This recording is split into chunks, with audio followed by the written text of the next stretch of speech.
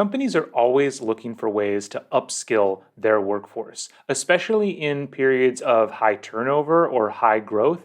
They're always looking to figure out who can be the expert trainer in our organization so we can take the knowledge from the top performers and pass it on to everyone else in the organization. It might seem natural to pick those exact top performers and have them become the trainers in your organization, but unfortunately, this is a really bad idea that can lead to some pretty bad results. So in the video today, I want to break down some of the differences between top performers and really great trainers so that you can tell the difference and make sure you're making the right selection and not basing it off of incorrect information. If this is your first time on the channel, my name is Matt Jertson. I'm the founder and chief learning officer of Better Everyday Studios. Before I started this company, I was an instructor pilot in the Air Force. I led training and development for SpaceX for a number of years. And now I work with companies of all sizes in all industries to help them speed up the development of the employees within their organization. Okay, so let's look at the first major difference between top performers and really good trainers. And the first place to look is how people make their decisions. You see, a top performer tends to make their decisions very quickly. They have really, really detailed knowledge of a subject. And so a lot of the things that they do, a lot of their actions are driven by unconscious processes that are, in the back of their brain that they can't even explain. And this is one of the things that makes them often poor trainers because they can't explain it to those other individuals. A good trainer needs to be able to explain their decisions so that other people can learn from them. And so, though it might be great to be able to react really quickly, if you don't know exactly why you're reacting, well, then it's not going to be very helpful if you're trying to teach someone else. So when you're looking for a good trainer, that's one of the first key distinctions, is ask them why they are making the decisions that they're making. And if they can't really explain them, then they're probably not going to be a great trainer. The second major factor you can use to determine whether or not somebody is going to be a good trainer is their use of documentation.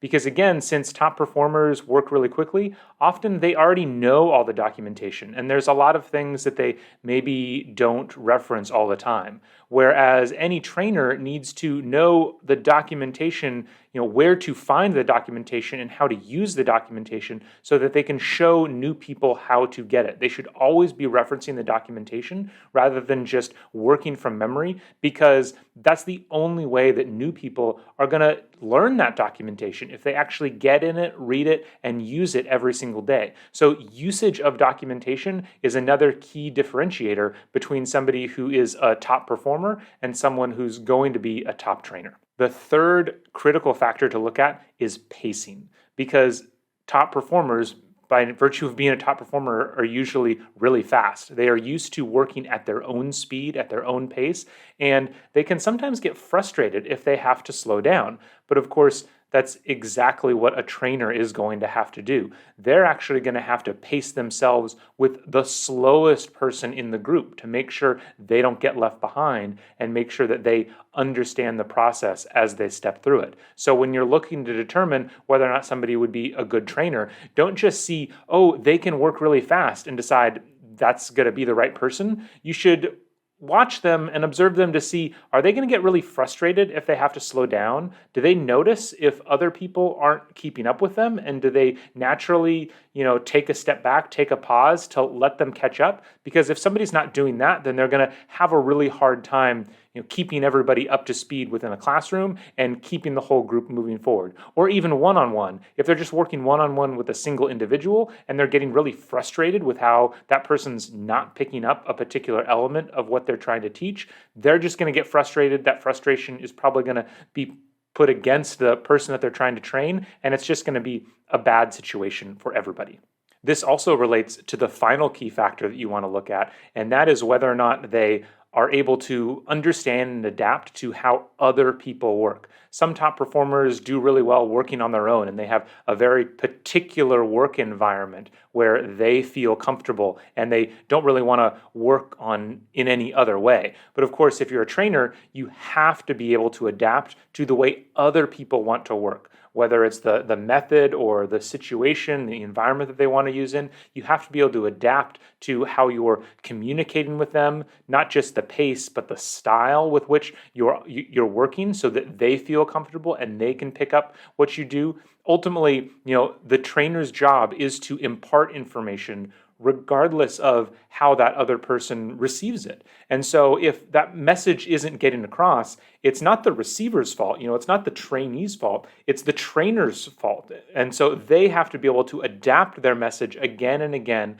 to multiple different environments so that whoever they are teaching, that message gets across. And that's something that not all top performers are going to be used to. They have top performers have their mode of operating. They're really good at it, and they're just trying to execute. But you're trying to execute something different when you become a trainer, and you need to make that shift so that you're primarily focusing on, is this message getting across? And kind of the method of how that message gets across doesn't matter anymore. It's just whether or not that message is effective. So when you are looking to, make somebody into a trainer in your organization, I think these are 4 major factors that you want to look at. First, you want to just simply find out, can they explain the decisions that they're making? Second, whether or not they can use documentation while they're doing their work.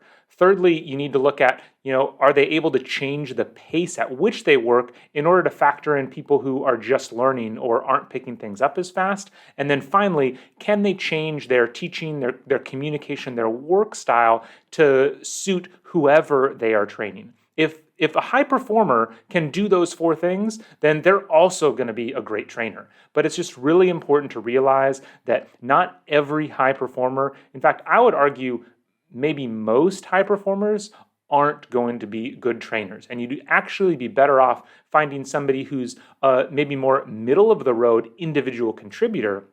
If they have these 4 traits, then they are going to be an excellent trainer.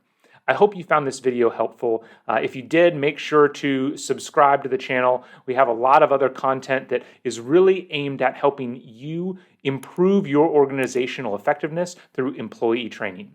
Have a great day.